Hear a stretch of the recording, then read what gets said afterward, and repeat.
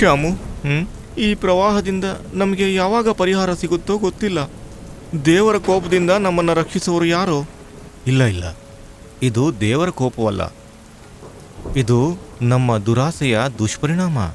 ದುರಾಸೆಯ ಅಡ್ಡ ಪರಿಣಾಮಗಳು ಅದು ಹೇಗೆ? ನಾವುಗಳು ಸ್ವಾರ್ಥದಿಂದ ಕಾಡುಗಳನ್ನು ಕಡಿದು ಹೊಲ ಮತ್ತು ಮನೆಗಳನ್ನು ನಿರ್ಮಿಸಲು ನದಿಗಳನ್ನು ತಿರುಗಿಸಿದ್ದೇವೆ. ಇದರಿಂದ ನೀರು ಹರಿಯಲು ಕಡಿಮೆ ಜಾಗ ಸಿಗುತ್ತಿದ್ದು ಅಂತಿಮವಾಗಿ ನೀರಿನ ಮಟ್ಟ ಹೆಚ್ಚಿ ಪ್ರವಾಹದ ಪರಿಸ್ಥಿತಿ ನಿರ್ಮಾಣವಾಗಿದೆ. ಹಾಗಾದ್ರೆ ನಾವು ಪಾರಾಗೋದು ಹೇಗೆ? ನಾವು ನದಿ ದಡ ಅಥವಾ ಸಮುದ್ರ ತೀರದಿಂದ ಕನಿಷ್ಠ 250 ಮೀಟರ್ ದೂರದಲ್ಲಿ ಮನೆಗಳನ್ನು ಕಟ್ಟಬೇಕು.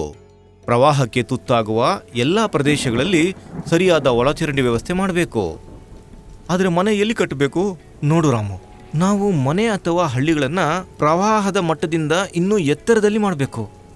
ತುಂಬಾ ವಿನಾಶಕಾರಿಯಾಗಿದೆ ಈ ಪ್ರವಾಹ.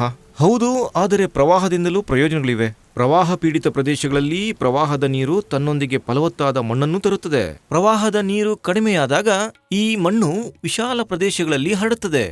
ಈ ಮಣ್ಣು ತುಂಬಾ ಫಲವತ್ತಾಗಿರುತ್ತೆ ರಾಮು. ನದಿ ತೀರದ ಕೆಳ ಪ್ರದೇಶಗಳಲ್ಲಿ ಬೆಳೆ ತುಂಬಾ ಚೆನ್ನಾಗಿ ಬರುತ್ತೆ. ಹಾ ಶ್ಯಾಮು, ಆದರೆ ಪ್ರವಾಹದಿಂದ ನೀರಿನ ಮಟ್ಟ ಕೂಡ ಹೆಚ್ಚಾಗುತ್ತಲ್ವಾ? ಹೌದು, ನೀನು ಸರಿಯಾಗಿ ಹೇಳಿದೆ ರಾಮು. ಹಾ, ಆದರೆ ಪ್ರವಾಹದಿಂದ ನಷ್ಟ ಇದ್ರೂ ಸಹ ಲಾಭ ಕೂಡ ಇದೆ ಅಲ್ವಾ?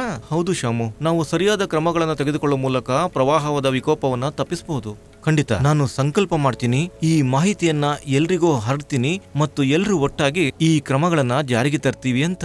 ಇದಲ್ವಾ ಮಾತು?